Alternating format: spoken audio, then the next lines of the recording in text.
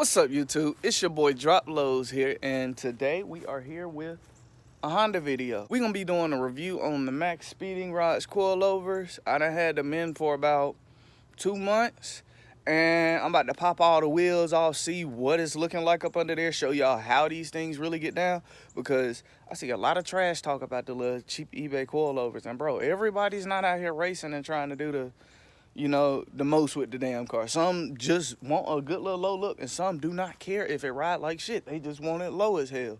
So I'm gonna give y'all the rundown of everything I done been through with the car and what it's been like the past 2 months, and I put about 5,000 miles on it. Yeah, you heard correctly, about 5,000 miles. I made sure I was gonna push it a little bit on the coilovers, that way I could give a good feedback video or review video. So stay tuned and subscribe to the channel. And you ever seen a chopper do some damage, niggas stepping? I ain't got they should I tell them you must be out of your mind. Look, my man walking the scooter, goddamn. Look at him on the scooter. I'm still the king. Tote that bitch. East side to the world, I'm in that. Alright, so before I got started, I took a tape measure and I went from like the center of my emblem down there all the way up to the top of the wheel arch, about like that. And I got 12 inches for the front. I got even on both sides in the back, 11 3/4. That lets me know already where I'm sitting as far as the suspension. Now that was before I lifted it enough in order to, get the jack up under it. But now that I have my suspension going right there, I know what I'm trying to keep when I make these adjustments. So after about 2 months in, they've been phenomenal. I've had no major issues. Keyword, major issues. Because I think right now what I'm going to do when I snatch this tire off, I might be able to fix. And that's going to be the end of the story as far as that. These are going to be some decent coilovers for the rest of their little lifetime. All right. So this is the driver's side front wheel. I'm about to pull it off and y'all going to see what's behind there at the same time I see. Okay, now, typical Honda shit, didn't put the damn brake strap on or whatnot. Oh, actually I did, I just don't have both of them mounted in there. Cool. Let's look around. Now, I don't think I've heard any noise out of this coilover except possibly when I'm turning. And honestly, guys, you hear people say, oh, I heard knocking. I replaced my axles and I still heard knocking. One, you need a alignment after you get this shit done. Like, if you look inside right now, my alignment is way off because I never got it aligned. And yeah, I'm sacrificing with the tire, but when it comes down to it, without that alignment and everything, you gotta understand, you changing the actual way this car is about to sit, you gonna hear noises. So do not be afraid. The main thing was the top hat of the coilover did not have enough grease in it. If y'all grease the top hat, I don't think you even gonna hear the little knocking. I don't hear it anymore as much as I used to, and it led to me buying an axle. And I honestly have an axle sitting in my house brand new that I have not put in this car yet because hell, my axle seems fine. I don't have any abnormal play or anything out of it. So listen, y'all, I know I'm talking a lot, but the reason I'm talking a lot is because this is a review video. This is what you want to hear. You want to hear the truthful stuff. You don't want to hear nobody capping you. Oh, no, they're cheap, so they're bad. They're cheap, so they're bad. No, I'm going to tell you the truth about these. I ain't even touched the coilover yet.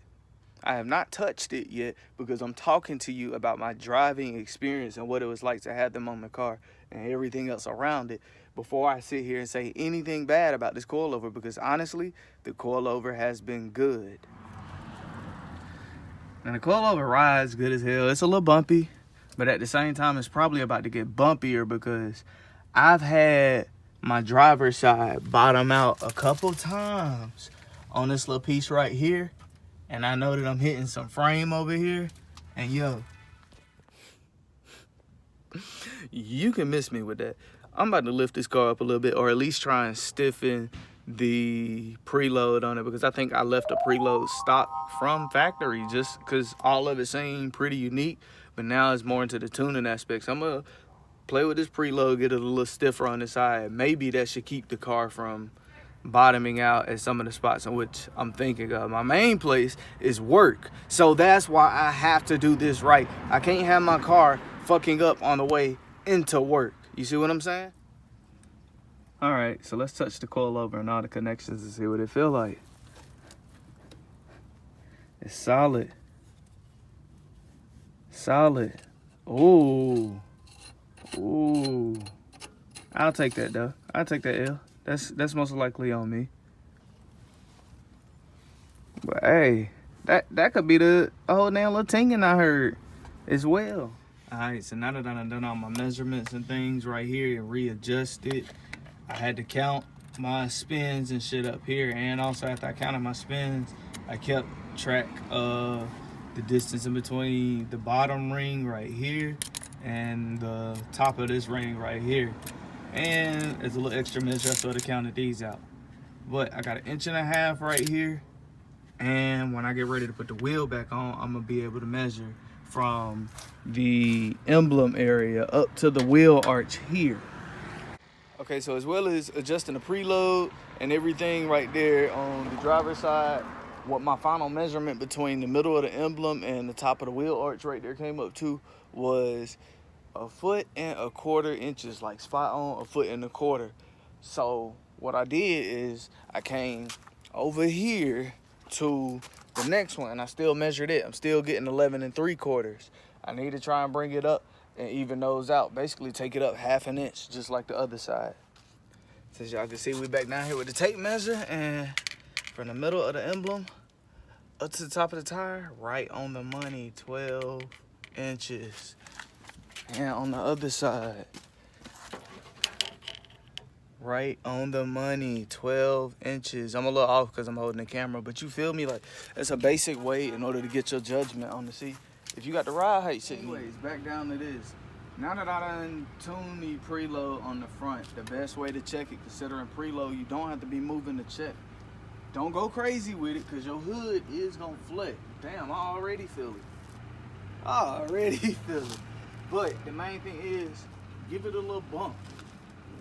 That's a lot tighter than it was before without the preload adjustment. And I haven't touched the dampener. I know if I touch the dampener, it'll probably go rock solid.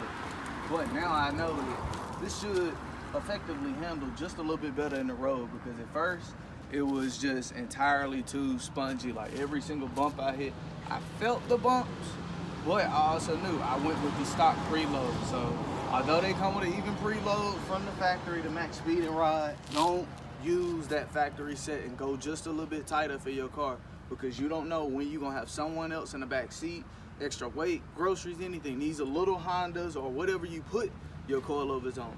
You gotta make sure that, you know, you adjust that preload effectively. If not, you're gonna kinda have the same issue I was having. I had my little front corner, only this front corner bottoming out. But I'm the driver, so with me being in the driver's seat 24/7, I put just a little bit more wear on that coilover.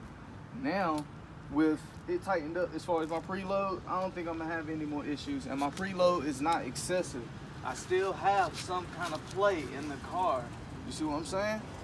It ain't rock hard and rock solid. All right, y'all, so that's gonna wrap it up for today's video. Like, bro, I was 2 seconds from forgetting to shoot the outro. But with everything being said, the tuning, I took it on a little test drive. I'm gonna shoot y'all a driving video sometime next week.